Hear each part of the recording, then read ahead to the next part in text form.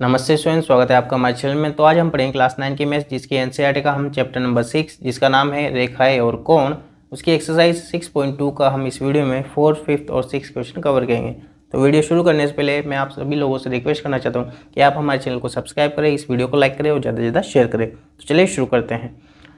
तो 4th question है, आकृति में यदि पी क्यू समांतर है एस टी के और कोण पी क्यू आर बराबर 110 डिग्री है। पी क्यू आर हमारा 110 डिग्री है और पी क्यू क्या है, समांतर है एस टी के। ये पी क्यू है, ये एस टी के समांतर है, ठीक है। और आर एस टी बराबर 130 डिग्री है।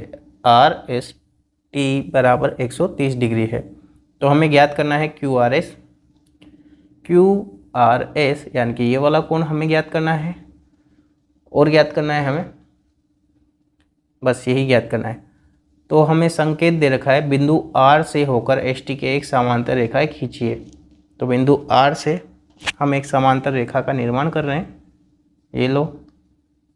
तो ये रचना करनी है हमें, तो ये रचना में हम लिख देंगे कि क्या करेंगे, आर से हम एक समांतर रेखा करेंगे जिसको हम के मान दे देंगे। यहाँ पे के नाम दे दिया हमने, ठीक है। तो हम यहाँ लिख देंगे रचना। रचना यहाँ से हमारा हल स्टार्ट हो गया है, ठीक है। रचना हमने क्या करा, आर के समांतर रेखा खींची एस टी के, ठीक है।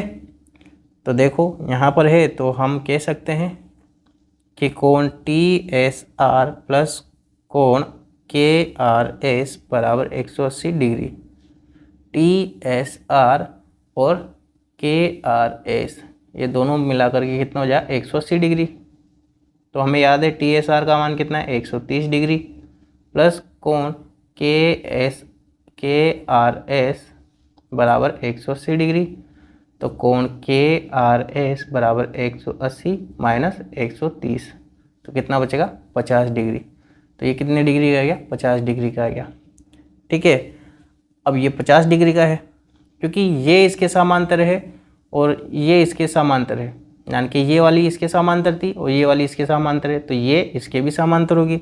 अब जब ये समांतर हो जाएगी, ठीक है, तो ये वाला कोण इस वाले कोण के बराबर हो जाएगा। तो हम कर लेंगे, निकाल लेंगे, ठीक है। तो निकालते हैं, देखना। तो कोण टी एस आर तो हम निकालेंगे। तो कोण टी एस आर हमें दे दिया 130 डिग्री और के आर एस हमने निकाल दिया, 50 डिग्री आ गया है हमारे पास। तो अब हमें याद है कि पी क्यू समांतर है आर के हो जाएगी, क्योंकि ये इसके समांतर है और ये इसके समांतर है, तो ये भी इसके समांतर होगी, ठीक है।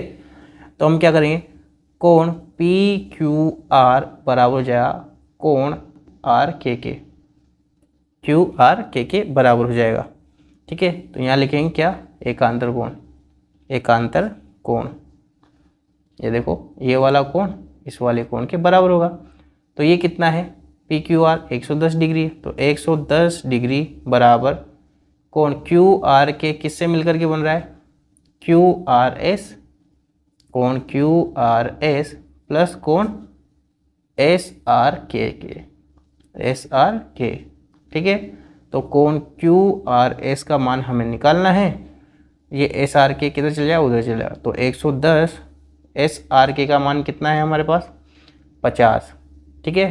50 आया, तो इधर प्लस का है उधर जाएगा तो माइनस का 50।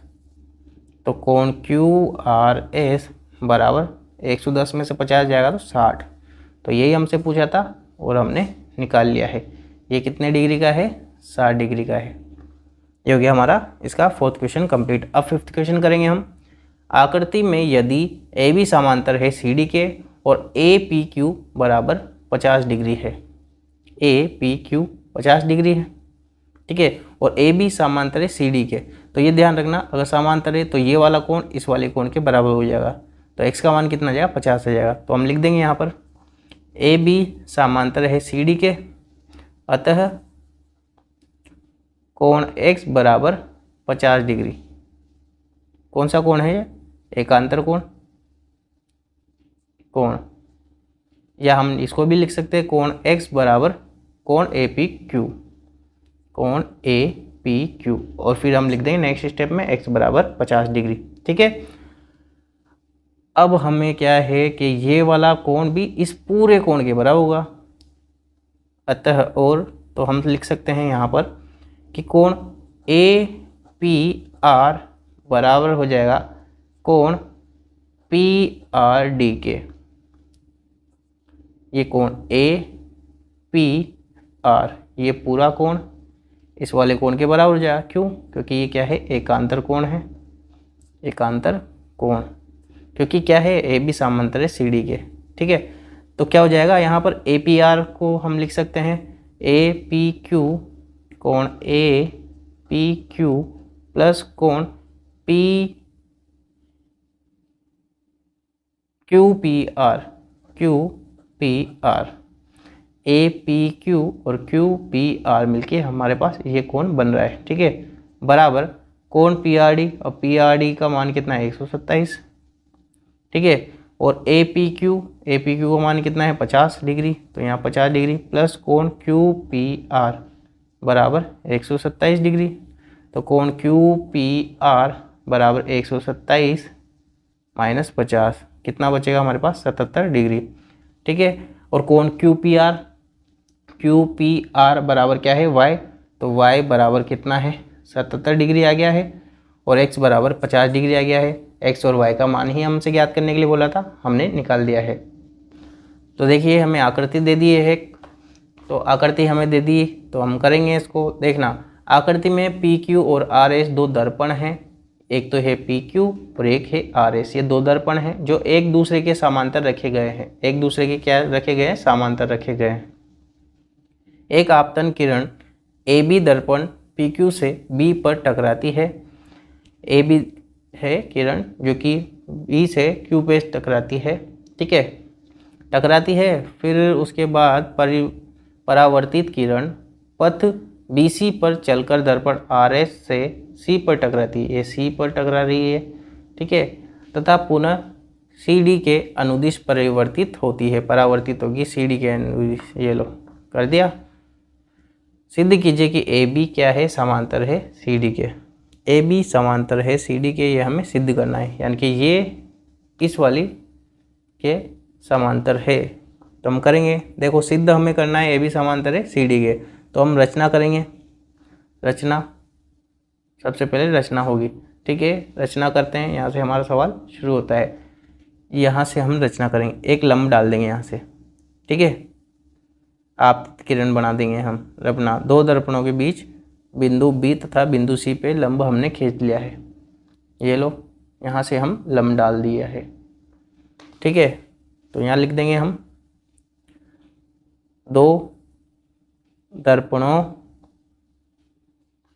पर बिंदु बी तथा सी पर लंब खींचा। ठीक है, ये हमने लंब खींच दिया इस पे।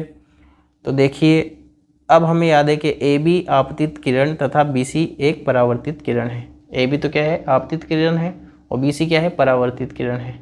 ठीक है, तो कर देंगे। देखना यहाँ से आपतित किरण है और यहाँ से फिर ये रिफ्लेक्ट हो रही है। ठीक है, तो परावर्तित किरण होगी बी सी।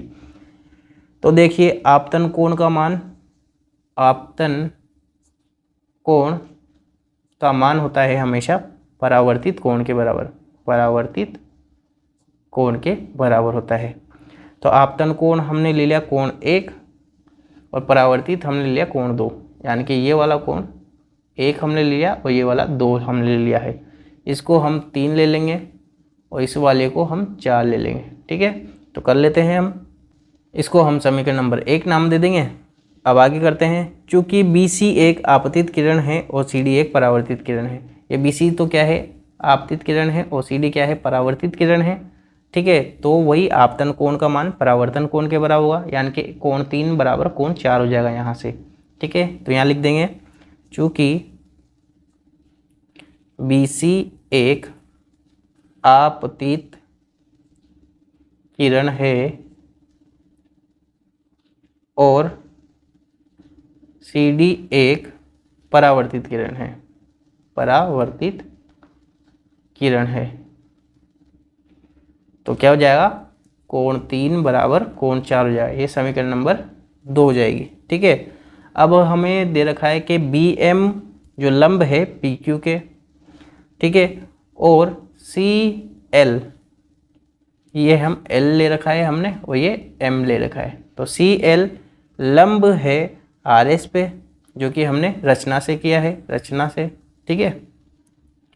और PQ समांतर हमें दे रखा है RS, जो कि हमें दिया गया है,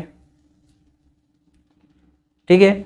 तो हमें पता है कि PQ समांतर है RS के, और इसको कौन काट रही है, BC काट रही है, BC उन्हें काटती है। तो देखो, ये देखो PQ है जो कि समांतर है RS के, और इनको कौन काट रही है, देखो BC रेखा काट रही है, ठीक है। तो काट रही है तो क्या बनाएगी, ये कौन से कोण बनाएगी, एकांतर कोण बनाएगी। अतः हम कह सकते हैं कि कोण 2 किसके बराबर हो जाएगा, कोण 3 के बराबर हो जाएगा, जो कि हो जाएगा एकांतर कोण, एकांतर कोण। ये समीकरण नंबर 3 हो जाएगी। कैसे हुआ एकांतर कोण, देखना, ये दोनों क्या है, समांतर है, और इसको BC काट रही है, BC काट रही है, तो जो कोण ये 2 का मान है, इस कोण 3 के बराबर हो जाएगा, जो कि कौन सा कोण हो जाएगा, ये एकांतर कोण हो जाएगा। अब जो 2 का 2 है वो 3 के बराबर है, 3 है वो 4 के बराबर है, ठीक है, और 2 1 के बराबर है। तो ये चारों कोण क्या हो जाएंगे, आपस में बराबर हो जाएंगे। तो हम समीकरण 1, 2 व 3 से क्या कह सकते हैं, कोण 1 बराबर कोण 4 हो जाएगा। ये समीकरण नंबर 4 हो जाएगा, ठीक है। तो तीसरी और चौथी को हम जोड़ लेंगे, तो जोड़ लेते हैं। तो कोण 1 प्लस कोण 2 बराबर कोण 3 प्लस कोण 4, क्योंकि जो राइट हैंड साइड में है वो राइट हैंड साइड वाले से जुड़ेगा, और जो लेफ्ट हैंड साइड में है वो लेफ्ट हैंड साइड से जुड़ेगा, ठीक है। जो दाएं में है वो दाएं से, जो बाएं में है वो बाएं से जुड़ेगा। तो कोण 1 प्लस कोण 2 बराबर कोण 3 प्लस कोण 4। अब कोण 1 और 2 को हम मिलाते हैं, ये देखो कोण 1 और कोण 2 को अगर हम जोड़ते हैं तो क्या मिल रहा है हमें, ABC मिल रहा है, ठीक है। और कोण 3 और कोण 4 को जोड़ते हैं तो क्या बन रहा है, BCD मिल रहा है। तो यहाँ हम लिख सकते हैं कि कोण ABC बराबर हो जाएगा कोण BCD के।